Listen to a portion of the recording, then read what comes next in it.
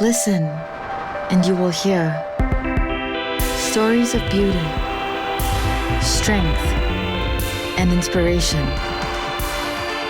Let's talk Women Talk. Like a warrior putting on her war paint, like an artist painting a masterpiece.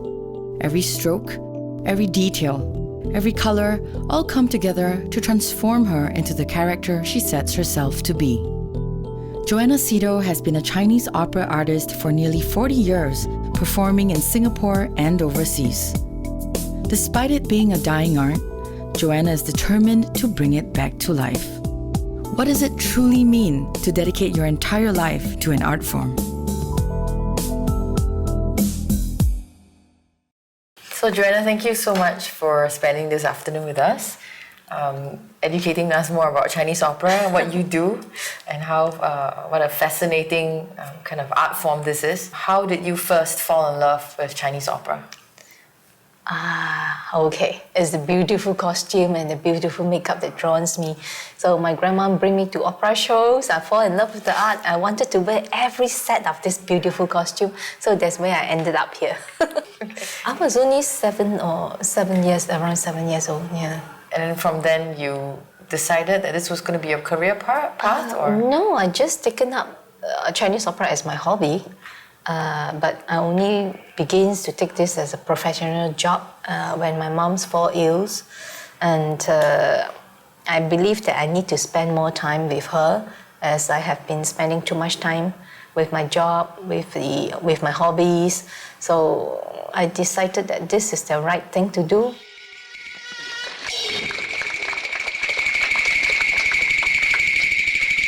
It's not an easy form of art. Obviously, you mentioned that you've got to sing, you've got to act, you've got to dance, you've got to know the stories behind the performance.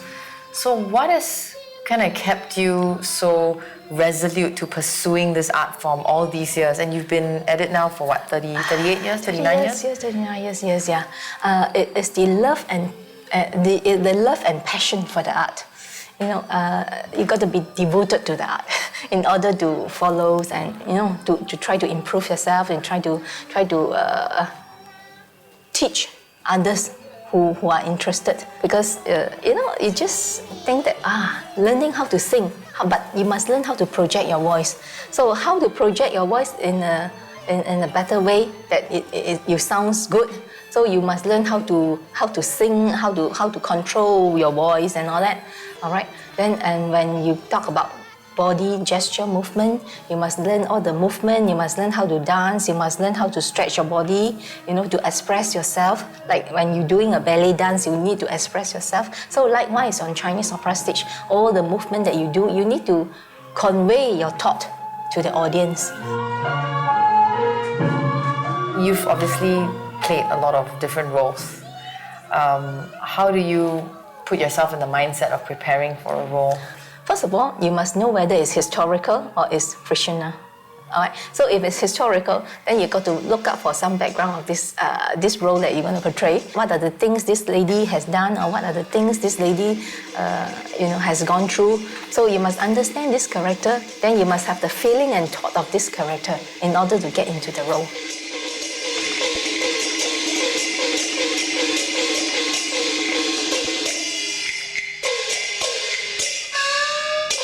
What is the most memorable performance, or some of the most memorable things you've done in your career in Chinese opera? There was one role, Yang Ba Jie.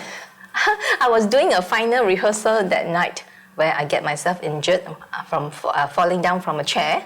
Okay, so I couldn't walk throughout the night. And the next day is the performance itself. And this is, for Chinese opera show, usually you cannot easily have an A-B role, because when the audience purchase a ticket and watch you, they want to watch you. So unless you are sick and ill in the hospital, otherwise you must perform. So on that very night, I have a doctor stand by at the backstage. So after I do my makeup, he comes in and gives me a jab that lasts for 4 hours, and throughout the performance, everything is fine. So after the performance, when I have my makeup removed, the pain came back. It's so bad that I could hardly walk for at least three weeks. Was it a very fulfilling performance for you? I would say I did my best. so it's up to the audience to judge, But at least during such difficult situation, we still have to face the audience. This is the job of a Chinese opera artist. The show must go on. Yeah, the show must go on. Yeah, yeah. In fact, there was also once that when my mom was in the hospital doing the operation, and I was waiting, so eagerly for her to come out from the operation theatre. And the show started at 7:30. I was still 7 o'clock outside the theatre. So I was waiting and waiting and waiting. Finally, I saw her come out. So I quickly rushed back to the theatre to have my makeup done. And that was the fastest speed. I did it within half an hour to get myself fully in costume and makeup for the stage performance. And I remember that very night I was doing a show of a comedian story where I have to be very cheerful on the stage. But we have no choice. Artists is that the moment you're on the stage, you are a different person. You must throw back all your thought of what happened behind. Sometimes, you need to just keep encouraging yourself too, It's okay.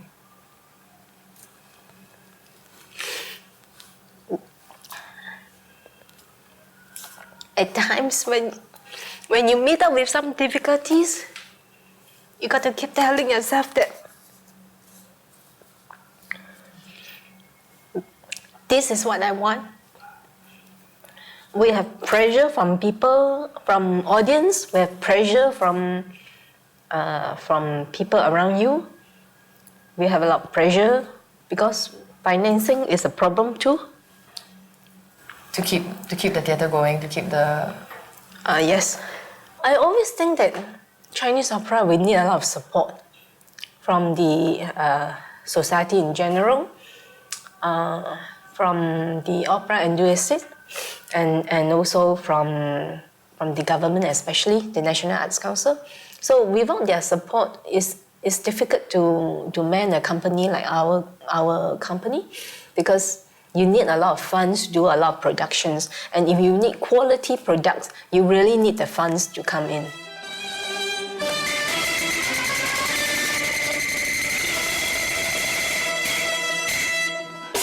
We have a question from one of our viewers, Lele, who asks you if you've ever looked back and wondered, whether this is a path you should have taken.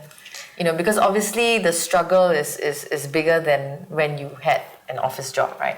Would you have done anything differently? If I were to give another choice, I think I would still come back to what I believe.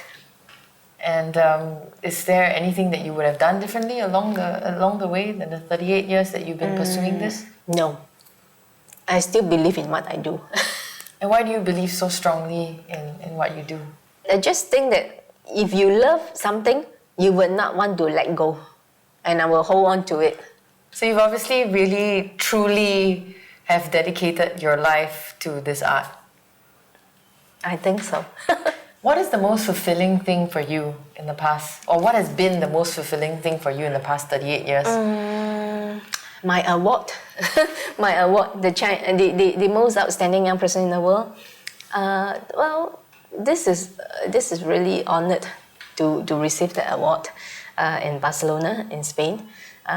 It's some kind of telling me that this is really, after all the hardship, this is actually what I can be awarded to, So actually, I mean, in anybody who is in the arts line, they would want recognition, isn't it? So this is some kind of a recognition that you have done after all these years. So it's been very encouraging, very inspiring talking to you, seeing a person who has not just struggled, but I think really dedicated her life to an art form that might not, always resonate with everybody. Thank you for doing what you've done for Chinese opera.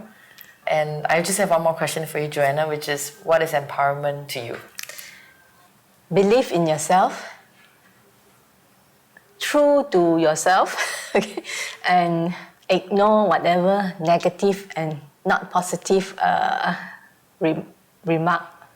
That society because we only live once in a lifetime.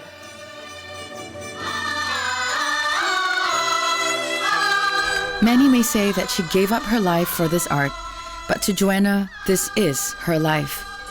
And a lifetime of doing what you love is surely the best way to live.